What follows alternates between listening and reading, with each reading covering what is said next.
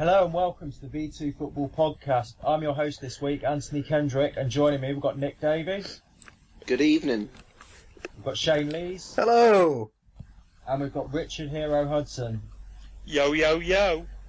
Are we all well? Are we all having a good evening? I'm no longer well after that yo, yo, yo. I'm very happy. That is good to hear. Why are you happy, Nick?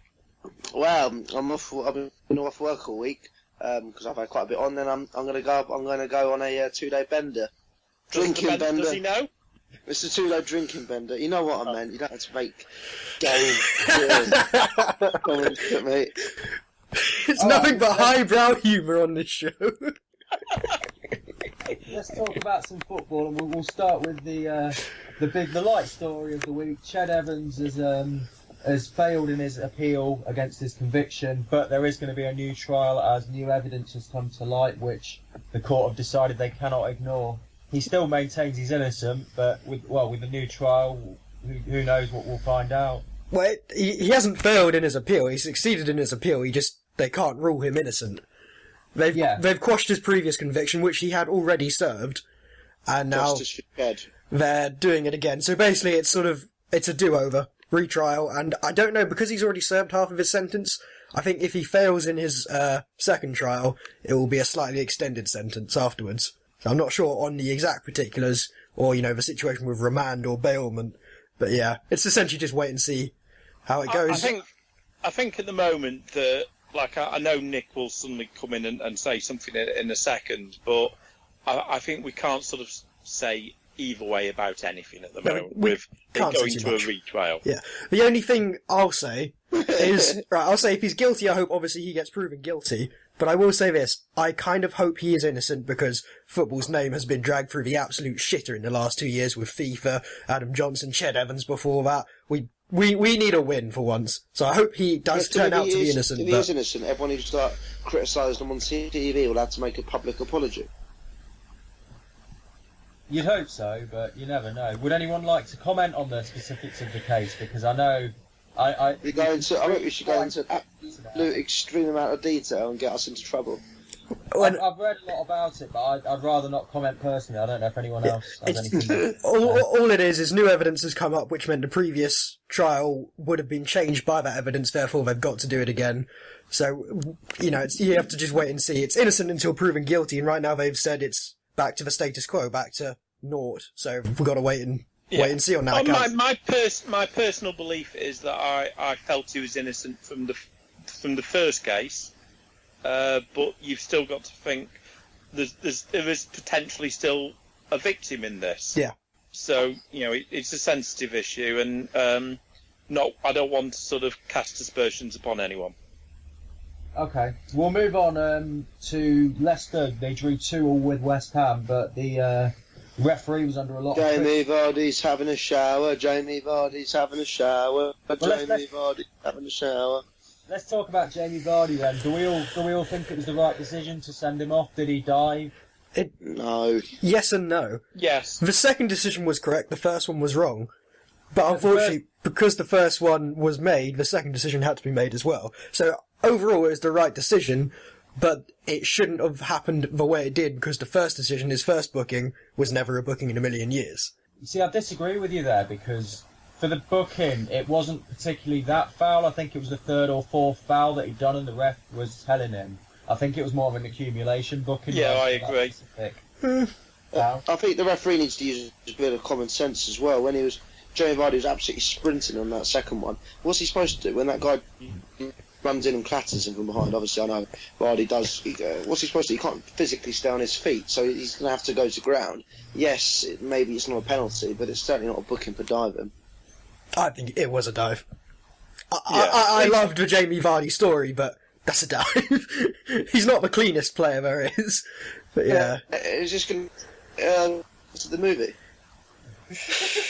I really don't know how they can make this sort of hero movie about Jamie Vardy. He's not a nice bloke. He'll be an anti-hero, like the Punisher. It was good in Daredevil, it can work for football. Yeah, but even the Punisher wasn't, racist. I don't know, he's probably a dick. Jamie Vardy is just a dick. No one said they were making him the hero. Maybe this is from Tottenham's perspective, this story. Jamie Vardy's just villain supreme. He's a hero to like people who live down. He's like a hero to like the people who come from like playing in recreation football though, and now he's become a Premier League global icon. And, something I do want to make sure is UDL and such. Something I'd want to make sure is in the video. This movie. He's won more penalties, Jamie Vardy, on his own than any other team in the Premier League. Do you think there's something in that? Well, Leicester as well have had more penalties, haven't they, than... Yeah, but no, Jamie Vardy on his own has won more penalties this season than any other Premier League team. Right, well, the first thing you've obviously got to look at is you've got a bit of luck in there with any penalty call ever. There's always a bit of luck, but also on the fact that he's a very sort of lightweight player who's heavy on top and lightning quick. That kind of player is going to attract more fouls than others. It's the same reason Aguero gets fouled more than anyone, or Hazard's been fouled more than anyone. It just happens because they're that kind of player. Ronaldo always used to be, didn't he? Yeah, Ronaldo was the same. Higher in the champion. It's about the kind of the way you move, the way you sort of play the game. Some players are going to get fouled naturally more than others. So it's like Ibrahimovic won't get fouled too much because the players will not tackle him in the same way. They'll try and go shoulder to shoulder with him, whereas players going up against Jamie Vardy will try and put their foot in. Because they know they've got to, because if they give him a second, he'll be past them. I've got a question for everyone. Has the tide turned against Leicester in regards to not like what they're doing on the pitch, but public opinion? Because I think there's starting to be a bit of bitterness towards Leicester now creeping in, rather than everybody being, yay, go Leicester, the underdogs. Yeah, no, but I see what you're saying, and I agree, but I'm going to say that it's mostly irrelevant, because one, people are idiots. I'm sorry, viewers. The general person in this world is a fucking idiot. They're stupid, and they're reactionary, and they react to something that's just happened. So when Leicester, if they win the title, when they win the title, no one will care. No one will care about all the stuff with the penalty and Jamie Vardy being a nonce.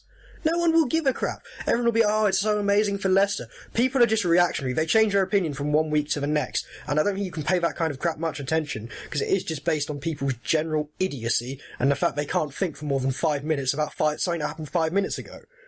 Praising Leicester 1 minute, hating them the next. No, they'll be praising them if they win.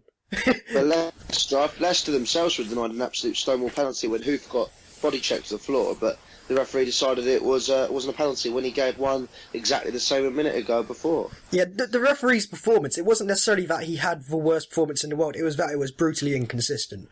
And that last decision, he only gave that because he knew he'd messed up a few of the other ones. You could see that. I would say that they need to, this shirt pulling malarkey, they really need to have a big summer debate over it and get it sorted, because I've been to Brighton games where I've seen shirts literally get pulled off.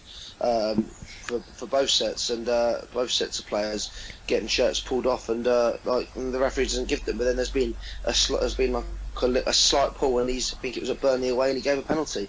So But then do you think the referees dealt with it in the right way? Because what the ref, from what I saw, what it looked like he tried to do was he wasn't giving them at first, and then before the corner where the first penalty in the game, it looked like he was warning the Leicester defenders, I've seen what's happened, do it again and it's a penalty. No. That's how I saw it. No, you don't get a referee at half-time going, right lads, no more two-footed tackles. If it's against the rules, it's against the rules. You give a penalty for all of them, or you give a penalty for none. Yeah, this is what we're saying about consistency. 10 penalties in it. Well, if they're giving penalty for it, the players will stop doing it. It's like the two-footed tackles thing. Eventually, you only get once every so often because they know it's just not worth doing this anymore. We're not going to stop the goals. We're going to cause them to happen.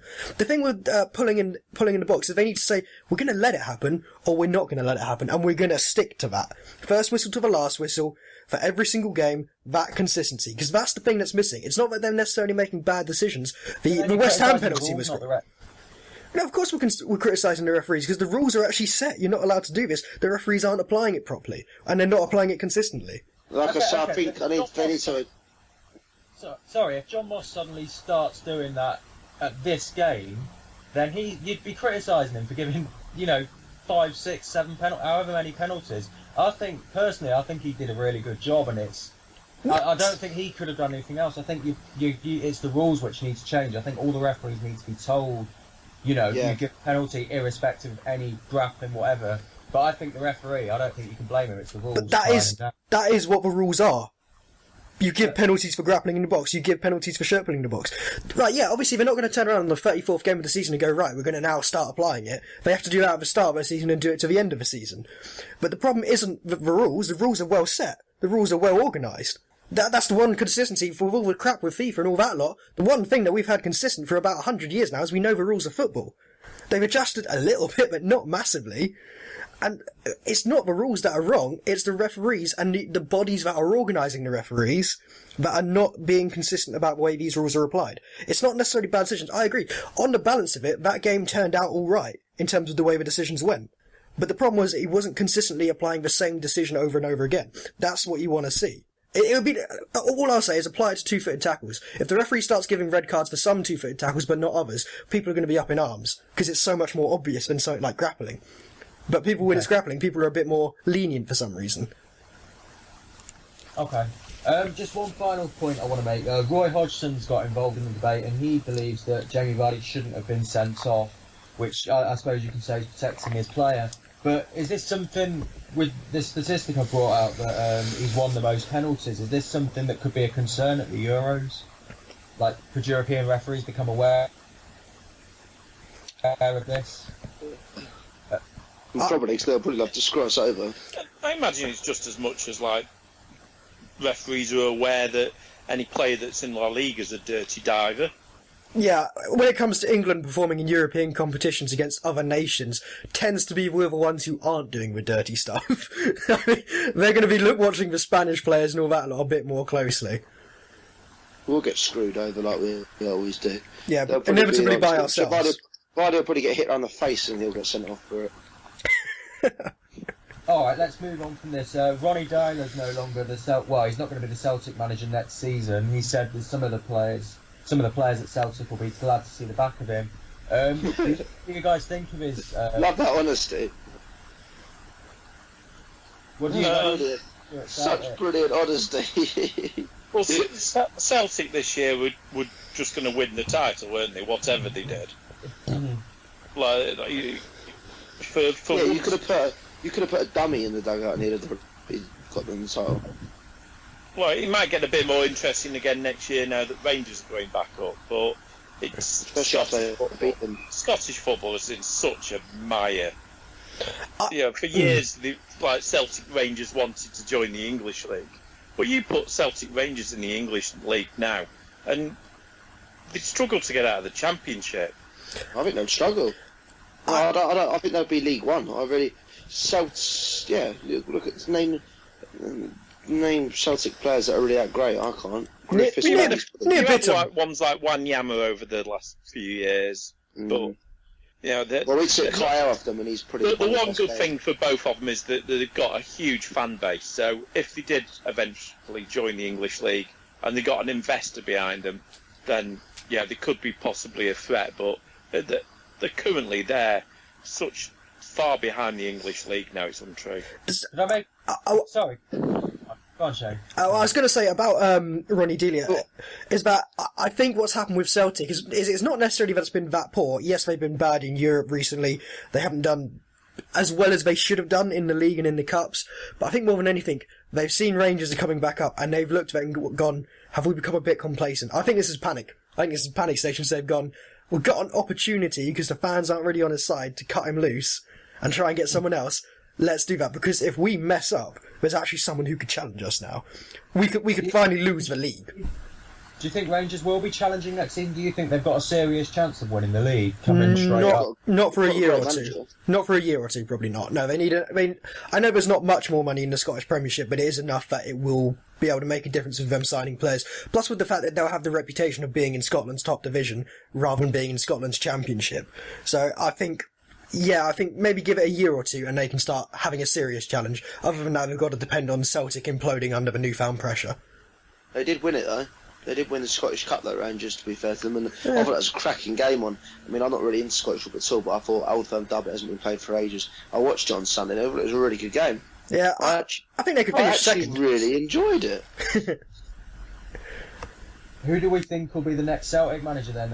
The paper talks been with David Moyes, who says he's going to make a decision at the end of the season on his future. We've got Neil Lennon, Roy Keane, Paul Lambert, maybe. Who do we see coming in? I think Neil Lennon would be the safe choice. Yeah, I'll say this about David Moyes. He's just hedging his bets. If he wanted the Celtic job, he'd say right now I want the Celtic job. He wants the Everton job, and he's waiting to see if Martinez is going to get the sack, whilst keeping the option open for Celtic. Oh, exactly. Oh, yeah, of course he is, yeah. In terms of the rest of them, it'd be a waste for Moyes. You might as well give it to someone like Neil Lennon, who's proven that he can't hack it over here, and just let him just rot in the Scottish League, really. Celtic is a big club. I know, yes, it's a Scottish club, so there's people going to be harsh about all that sort of stuff. But they're a big club, and you look at the calibre of managers they can attract, and you sort of think, God, that just, it's not very good. I mean, even like the Dutch league, it is better than the Scottish league, but it's not like amazing. You look at the quality of the top managers in Holland, and you compare it to, say, Scotland, and they're a league that like to compare themselves to each other. It's sort of it's a bit damning, I think. And then, yeah, I think then they should. I think if Moyes wants it, he'll take it, but I think he's too good for that. I think Neil Lennon would be a good one. Did well their first time round. I think he'll tick boxes for both of them, really. He can get a bit of point. I'm presuming Neil Lennon is still really well liked over there, and I don't really know. He didn't leave on bad terms, did he? From Bolton. No, when he left Celtic, did he get... It's just one of them where it's like, you should never really go back. He's not going to get a better job, though. No, he won't. When he left Celtic, I thought he'd end up at a Premier League side. He's chosen Bolton, and I think his reputation's gone down. It was a very odd choice, given the fact they were sort of always heading into League One at some stage. Just sticking with Bolton briefly, I saw they've got Townsend come in to help out at the club. Just a little thing I saw today. We went to the 72 show. Yeah, it was just a small little thing I thought I'd mention. All right, just Townsend's a Brit. He's going to state the obvious though every time. If they score, maybe that's what they need at Bolton though. We're in debt. Help. I think we need someone marking that someone from the corner there, Jeff. I think they need a lot of money at the moment. You can see it now. You can just see it now in training. The striker takes it around the keeper and smacks wide. I don't think he's going to be our problem, Nick. You can see a centre back who scores now and go, I think he's put that one in the wrong end. Just one final thing I want to mention. We did a poll this week on Twitter, asking our followers which Champions League final would they most like to see. Most popular final, people want 41% of the vote went to City v Bayern, followed by Real Madrid Atletico. Just out of interest, what final would you like to see most? Well, I think City Bayern definitely, because that would just be so interesting that it could be potentially Pep Guardiola stopping City from playing Champions League football next year. Well, I wanted City Atletico, but that pretty much can't happen. So I'd go for City v Bayern merely because I don't want another Spanish side to win it. That would guarantee it. Personally, I'd like the Real Madrid Atletico final. But... England haven't won it for ages. Yeah, I'd like Real Madrid Bayern. Yeah, you're a bit like me. It just can't happen. Different views then amongst us lot. Let's move on then to the first round of our quiz this week. The questions have come from Chris Lappin, so don't hate me here over this first question.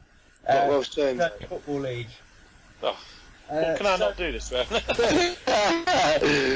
the question, all of you'll take it in turns giving the answers. So there's you'll get 4 chances to give answers each, 4 points. So I want you to name sides which are currently in the playoff positions of either the Championship, League One, or League Two.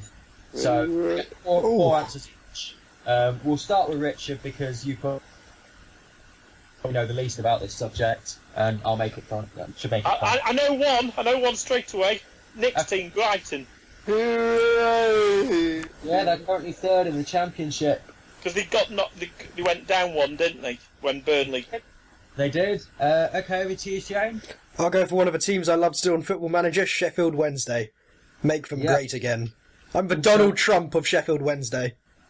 Also in the Championship playoffs, 6th place. How are Sheffield Wednesday back up there? They've been dire for years.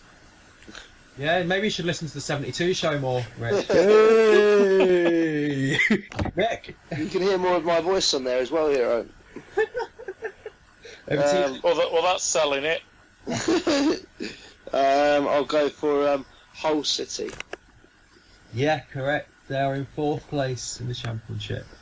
Right, back to you, Rich. I'll go for your side then. Derby. Yeah, they're 5th in the Championships. That's all the Championship sides named now. Yeah, that's me Shane? probably stupid now. We are Millwall, Super Millwall! Yeah, 4th place in the Championship. Oh, they're not coming back. Sorry, in League One. That's Sorry. You don't like Millwall? What's wrong with you? Well, because I've got brain cells and I'm not a racist. No one likes us. No one likes us. I'm bored of Gunnermill. It's a bit of a boring away game now, so I've been there too many times. I don't really want to go back. You come back without having your mouth slit and stuff. No, it's one of the safest away games because they've got the cage where they send all the away fans down. Yeah. Lovely. Nick. League One playoffs. I'll go for Gillingham. Yeah, 6th place in League One. Rich, back to you. Yeah, I'm struggling now. No googling. I know what you're like. 2 points. You'll have as long as you can stay in it for the second round. You've got every chance. I'll go down a division still, and I think that Portsmouth might be in there. That's going to be my one. They are in 6th place. They've lost the last couple of games, but they're still in the playoffs. Their hopes of automatic promotion have gone, though, as we discussed last night. Shane? I can't really remember the League One's one anymore, so I think Wimbledon are still in it, though. Yeah, they're in 7th and 2. And then I'll go for the Polish team Warsaw. Yeah, they're also... Polish team Warsaw. Just got that. Sorry, I just got that. Back over to you, Rich. You got 3 right so far. I'm impressed. I don't know now. If you're not saying name a Football League side that's doing quite well. We had this before. I said, just name a Football League player, and he just kept on saying, I literally don't know.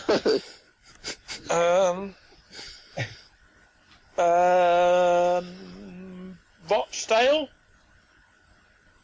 No, I'm sorry, they are not currently in the playoffs. It's not a bad effort, though. No, it's... Aren't Rochdale going down? I thought they were going down, Rochdale. I heard they were doing well. No, they're about 8th or 9th in the league. They were going down. They've won quite a lot recently because we discussed it on the show last night. They're one of the ones that can gate crash the playoffs. I think I'm thinking of Dagenham. Hey, that's not a bad shout then. No, it's not. It's not an embarrassing shout. He's done his research at least on the 72 show. It's just not right, unfortunately. So he's down 3 points. Shane, over to you. It's like catchphrase. It's a good guess, but it's not right. It's good, but it's not right. I can't remember who the other League One team is. I think I know it, but I don't know it safely. I'm going to go with Plymouth. Yeah, they're 4th in the League 2. Also, we're looking at automatic promotion until recently. Alright, Nick, over to you for the last answer. Bradford City. That was it. Yeah, they're 5th in League 1. So, it's 4 points for Nick and Shane going into the second round, which we'll have later in the show, and Richard's on 3, so he's not out of it, but yeah. Just to name them all, for Championship, you've got Brighton, Hull, Derby, Sheffield Wednesday. League 1, it's Walsall, Millwall, Bradford and Gillingham. And in League 2, it's Plymouth, Bristol Rovers, Portsmouth and Wimbledon. So, I don't know if any of them... Overground, underground, one battle in three. Alright, well, we'll come back to that later and move on. The top 4 race continues. So what I want to ask, Arsenal tonight, well, as it stands as we're recording the podcast, Arsenal are playing, they're currently 2-0 up. Is there a chance they can bottle it, the top 4? No. Who've they got left to play? Well, I've got it here. They're playing West Brom tonight, and then after that they've got Sunderland, Norwich, Man City, and then Villa. No, they can't bottle it. For people saying for people saying Arsenal could bottle it, everyone's forgetting, yeah, they bottled the title race, but this is Arsenal's comfort zone. No pressure, going for fourth. This is what they do. They won't bottle it. They're going to be playing with so much freedom now that they finally fucked up sufficiently. That's what Arsenal do. That is their entire life. So, yeah, no chance. Sorry, and apart from the game against City, they're playing some shite teams there. Yeah, but they've got Sunderland and Norwich, who... Exactly. No, they're both fighting relegation and need... They might be fighting for relegation, but the reason that they're fighting relegation is because they're still a shite team. Just try and play devil's advocate here and you shoot... Even if you combined them, they would still be a shite team. No, there's a reason why they're that far down, is because they've not been playing well. I'll put it out there, if Norwich played 14 players on the pitch, I still reckon they'd lose. Alright, well, who thought Arsenal would drop points at the weekend to Crystal Palace? Not me. I thought it was no one did. No, I thought it was a possibility. I think they've won once in 2016. I mean, I don't think it's all as cut and dry as you guys seem to think. No, but it's Arsenal. It's Arsenal and it's fourth place. It's literally all they can do. That's it. Yeah, I've got Sunderland away on Sunday, and Sunderland, they might have a bit of confidence going after their win at Norwich. I just don't buy it. Okay. Well, let's assume. All right, let's assume Arsenal get third place. Right, top four place. That leaves United and City to battle it out. United won last night against Palace. They've got an interesting run in Leicester, Norwich, West Ham, and Bournemouth. Could United nick a top four spot? I'd like them to. I don't think they will. Yeah, they could. It's just the games they've got, with the exception of maybe Norwich, are all games that you would actually say United could go and lose. Bournemouth, they're one of those tricky ties for the big teams. I think it was West Ham as well, wasn't it? I know it's only they've got to make up one game on City, but City are kind of re-energised. They're revitalised now that De Bruyne is back. And they may have drawn with Newcastle, but that was just a crap game all round. I don't think they've got enough. The plus is that City have got, obviously, the bigger distraction of the Champions League. I know United's still in the FA Cup.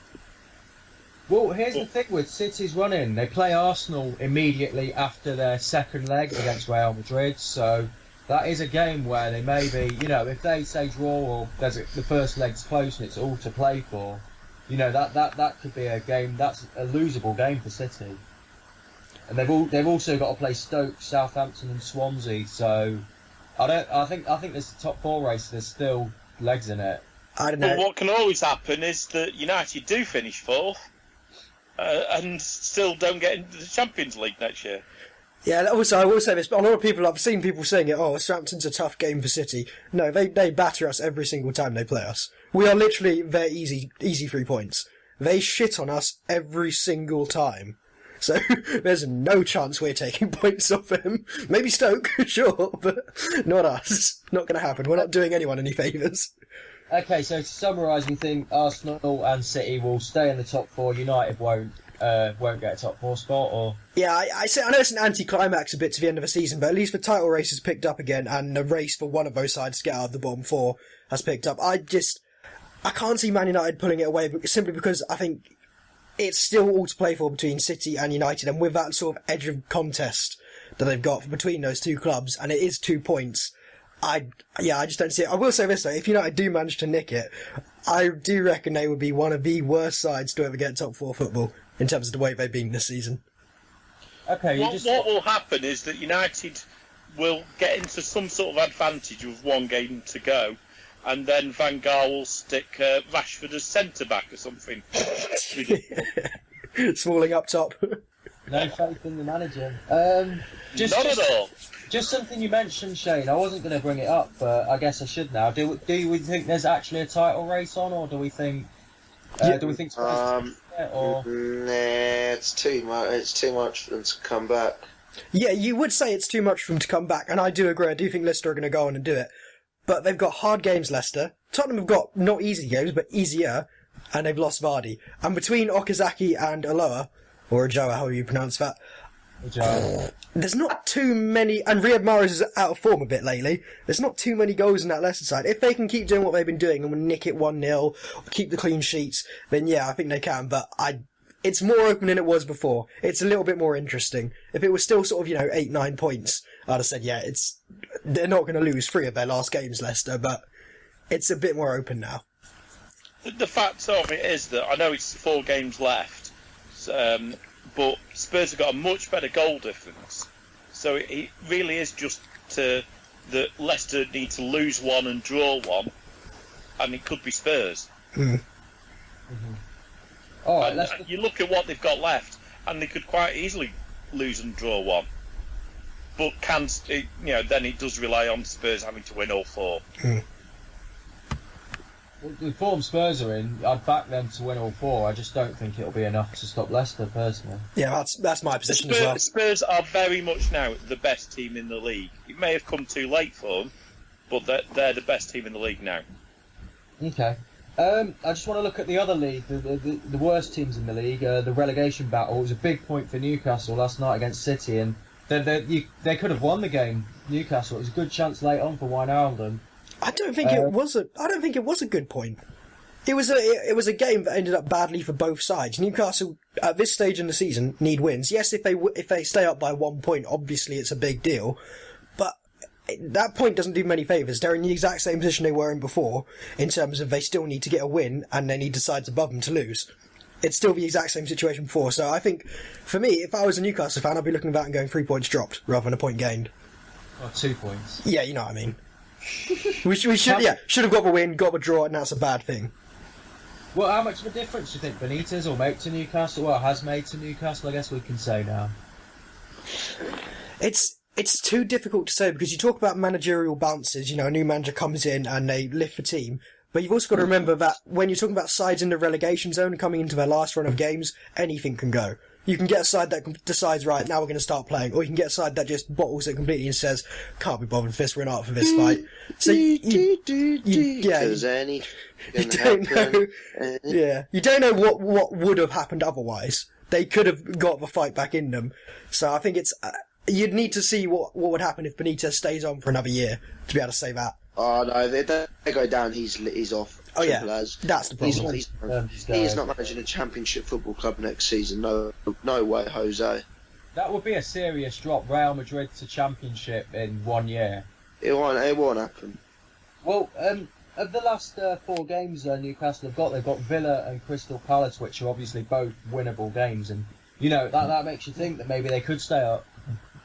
Well, Villa, if you don't win at this stage of the season, then you don't deserve to stay up, quite frankly. Well, it's true.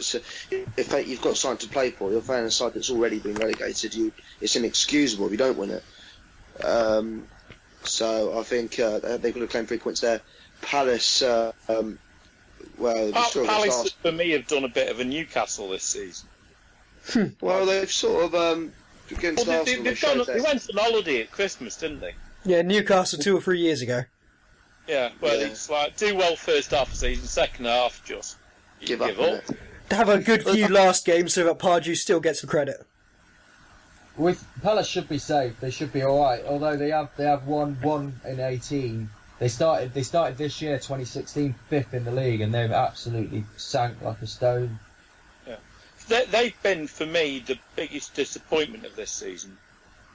Because I certainly remember sort of saying at the season preview that they were the possible dark horse in the Premier League, and they've been gashed this second half of the season. I don't know. I reckon there's some West Brom fans who might disagree with you. No, West Brom. Nobody thought West Brom could have been a decent club this year. Yeah, but they've basically not been a club this year. They've just been there. That's all West Brom have done. Palace could have done a lot better this year.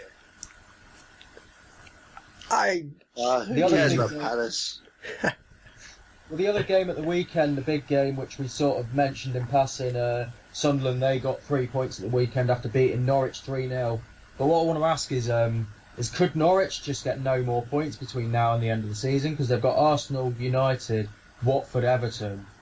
Is there a case to say that's it? Norwich could lose them 4 games and then almost certainly down. Well, if they're going to Everton at Goodison Park, then they'll smash them. Everton can't play football at home. So, I don't know about that last game. Watford and Everton are winnable games. I think the first two, that you're really looking for a result there if you think they're going to get one. But, no, I think they could get maybe, at the most, 4 points. But then again, between now and the end of the season, Sunderland and Newcastle, the games they've got, are they going to make up that deficit of, was it, I think 5 or 6 points between them? It is close. It's the closest bit we've got at the end of the season. So I think that is good to have. And we actually can have a proper finish for a season, but they should have enough to stay up Norwich. And they will look at that. If they go down this year, they will look at that as an absolute disaster because they should not have gone down. Okay, something I want to ask as well. The other poll which we posted on our Twitter this week. So we asked fans which club will be least damaged by relegation to the Championship. Well, what do you guys think out of Newcastle and Sunderland? Sunderland. Yeah. Why? I think we said this last week, didn't we? That they just, under Big Sam, who knows the league inside out, he's done it with West Ham before, they've got, obviously, Jermaine Defoe, Lee Cattermole, players that can get them promoted back up. They're in the best shape. And then you've got Wes Brown, John O'Shea at the back, who are experienced men. But then you've got Newcastle and Villa, who've just got all these fancy foreign players who can hack it in the Premier League, and they certainly won't hack it in the Championship, which requires that extra more energy levels week in, week out, that extra more commitment, that extra more desire to win football matches. Yeah, Sunderland have a Championship side, and the thing is, you look at Newcastle and Villa and say they've got to sell off a lot of players. Sunderland, you don't say that about their players. They can keep a lot of their players and use them in the Championship, and they will be of the quality. And they don't have two massive wages that they're going to need to get people off that wage bill straight away. They need to cut down on finances. They're not in a bad situation if they go down. Newcastle or Villa, they've got the players who just do not fit the Championship at all, not in any way, and they've got a lot of players who are on a lot of money. So I think that's their problem. Didn't Newcastle not put clauses into Shelby and Townsend's contract? They didn't. That was confirmed that there's no relegation clause. Idiots. Yeah, that's clever. That's a really well-run club. I think everyone can understand what the Geordies are complaining about. Well, on the poll, it was a lot closer than you guys think. We would have guessed based on this. 56% of people thought Sunderland would be less damaged, and 44% said Newcastle. So maybe the viewers see it a bit differently to us. I don't know. I think a lot of people just look at Newcastle and they see a big club with good players and think that'll be okay for the Championship. But then again, you should have said the same about Fulham when they went down, and they almost went down again. They're still trying to recover, Fulham. It always looks. It's like when you're playing a football game like FIFA or Football Manager. You look at those players and go, "Oh, that'll walk for Championship. That's easy." But then they get sent off 12 times in a row, and you think, Jesus Christ, this team was not cut out for this league. The Championship is a slog.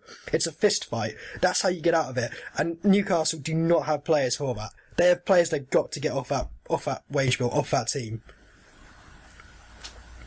All right.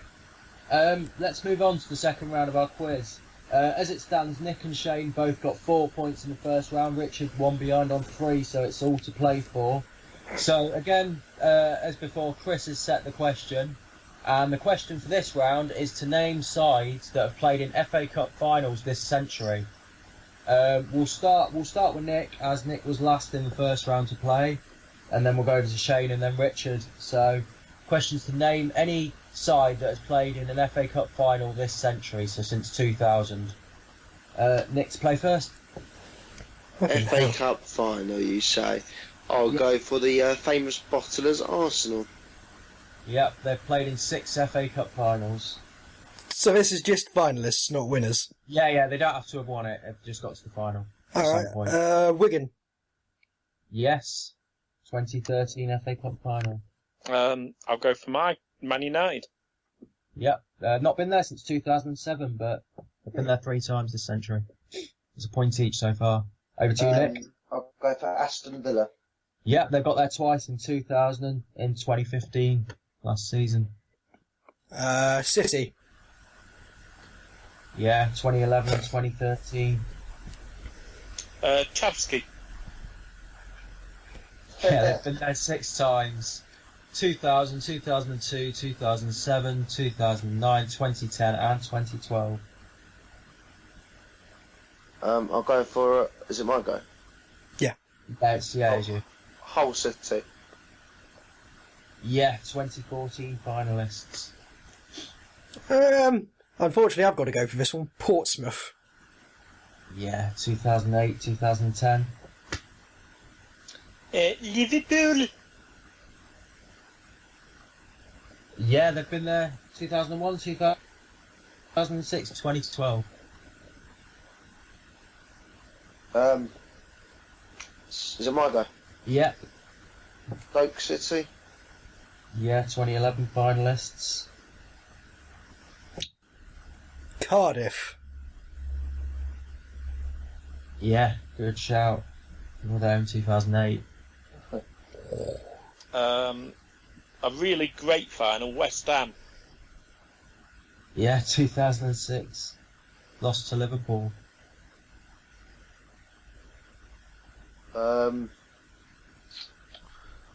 Millwall. Sorry? Millwall. Yeah. Yeah, they lost out to United. 2004 final. There's 2 more left to get, so... I think I know them as well. Obviously got to go for my one then, Southampton.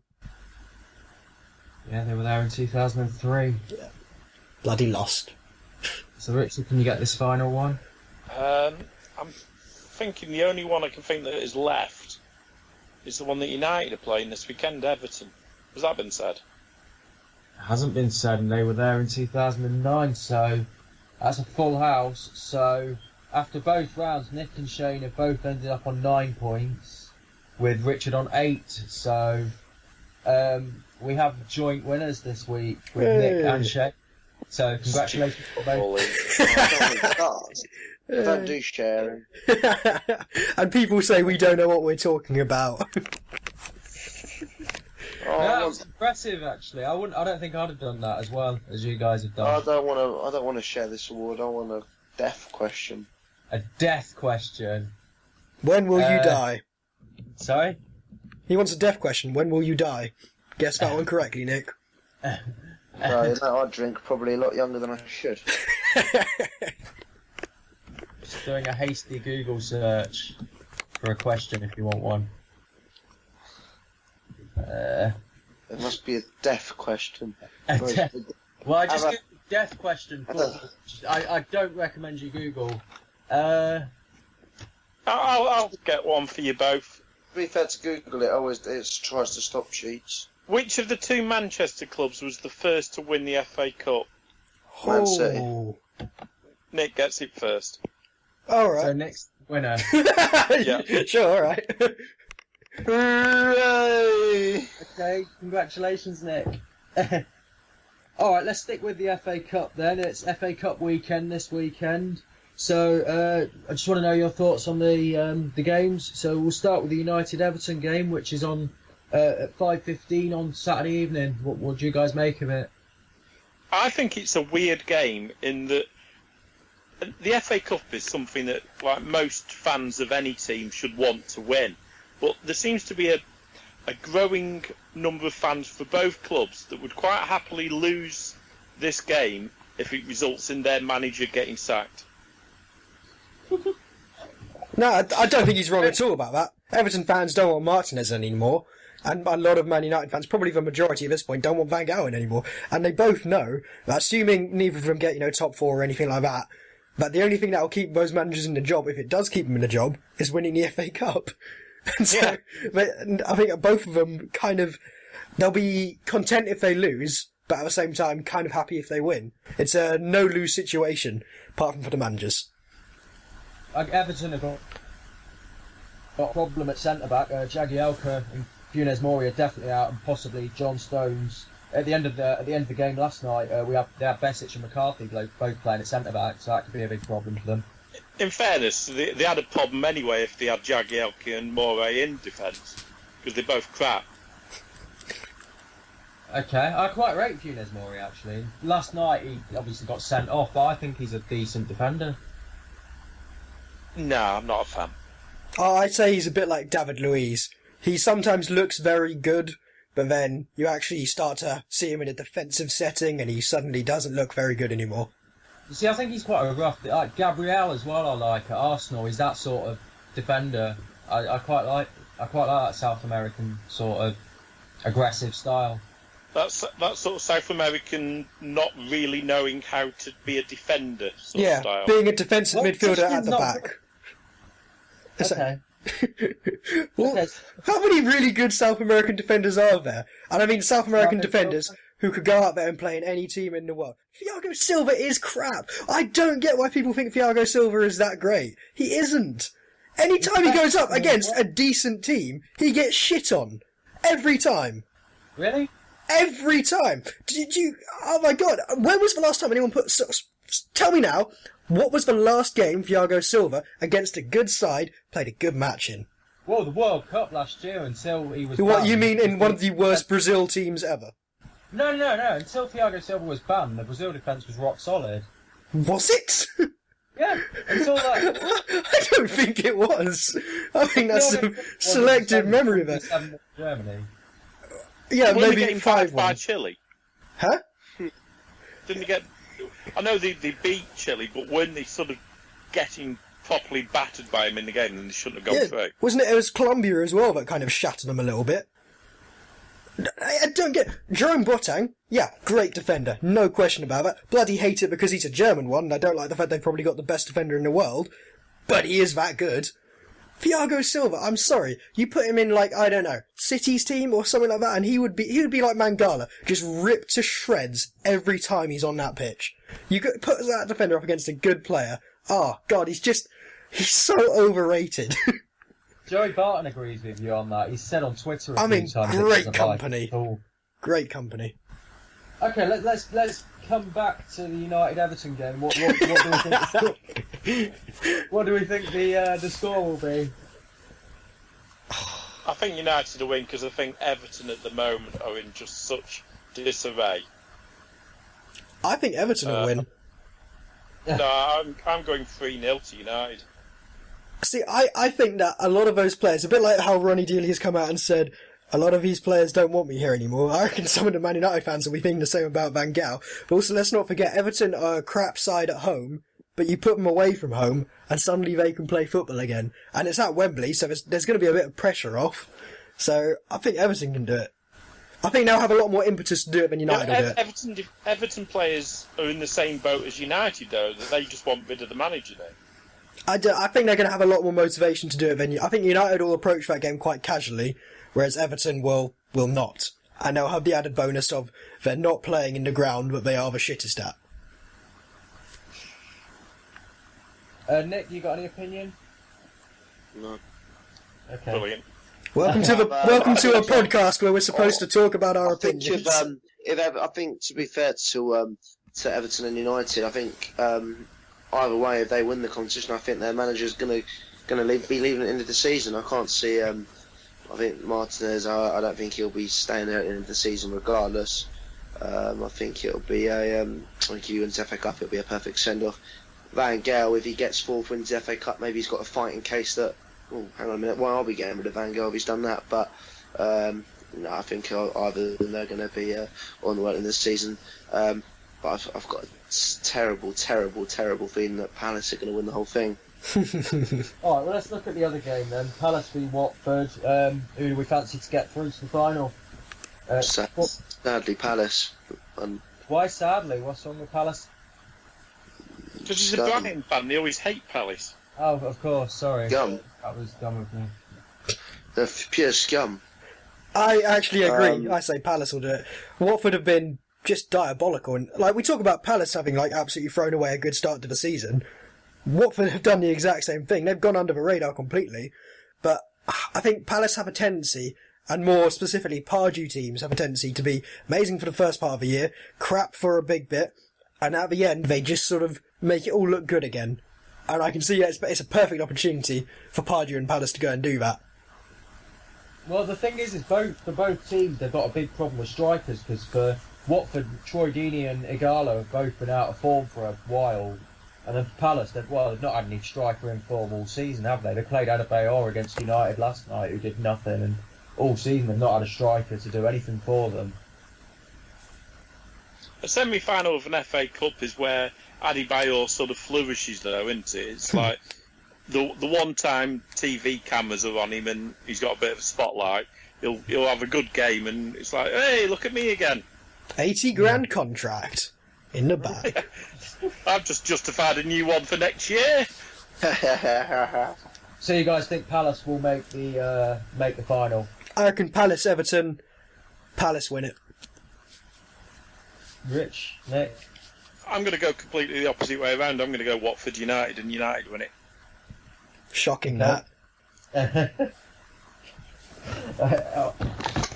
All right. Well, you can watch that game at 4 o'clock on Sunday on BT Sport. I think we've that is a gash semi-final though. Watford versus Palace. Well, they didn't get first pick of the TV rights. All right. Well, I think we've reached the end of the show. Unless there's anything else people want to mention or discuss. If you want to see Nick out on a bender, go down to Brighton this weekend. You can listen to Nick on the 72 show. What a mental image. You can listen to me and Nick on the 72 show. We recorded a really good show last night with the Cheltenham assistant manager, Ross. I can't think of his name. Russ. That's an interesting name. Good man, Russ. Russ Milton. Is that like Neville? We recorded a really good show with Ross Milton last night, Cheltenham assistant manager. Spoke about the Football League as we do, and also did a bit about the National League. It was a great show. I'm sure you'd agree, Nick. Absolutely outstanding. As 72 show, I really would recommend giving it a listen. It's just as fantastic as the BT Football podcast. So I couldn't get my words out then. Fantastic guests we've had on, and yeah, just a big thanks to everyone who's listening to this show and also making the 72 show as a success as well. As I say, we're hoping just continue the hard work over the off season, so to speak, over the summer. If you've got any ideas of how we can get either show better, please get in contact with us on Twitter. Yeah, that'd be great. All right, well, thanks for joining us tonight. Thanks for listening to the show. You can follow us on Twitter at V2Football. You can check out our Facebook page. We've got a YouTube page. You can check out the 72 shows I've mentioned. I've been Anthony Kendrick. It's good night from me, and good night to my guests tonight, Nick Davey, Shane Lees, and Richard Hero Hudson. Night. Good night. Good night. Hello, this is Bianca Westwood from Gillette Soccer Saturday on Sky Sports, and you are listening to the V2 Football Podcast.